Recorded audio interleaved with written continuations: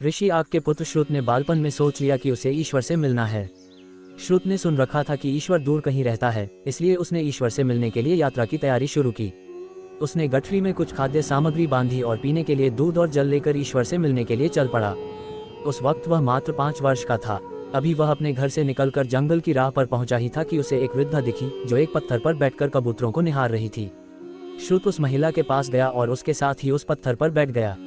कुछ देर बाद उसे भूख लगी तो उसने अपनी गठरी खोली और उसमें रखे कुछ व्यंजन खाकर दूध पीने लगा। महिला श्रुत को ध्यान से देख रही थी। श्रुत को लगा कि शायद महिला भी भूखी है, इसलिए उसने अपने कुछ व्यंजन उस बूढ़ी महिला की तरफ बढ़ा दिए। वृद्धा के चेहरे पर खूबसूरत मुस्कान फैल गई। बच्चे को लगा कि मानो उसने इस दुनिया की सबसे हसीन मुस्कान देखी हो। वह इसे फिर देखना चाहता था। उसने फिर से एक व्यंजन निकालकर आगे बढ़ा दिया। ये सिलसिला दोपहर तक चला।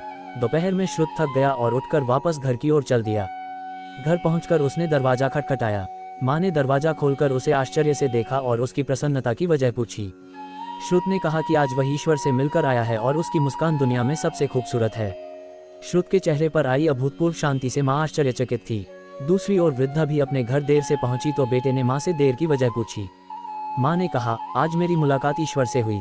वह मेरी उम्मीद से काफ़ी कम उम्र का था। अगर आपको वीडियो अच्छी लगी तो लाइक करें और चैनल सब्सक्राइब करें।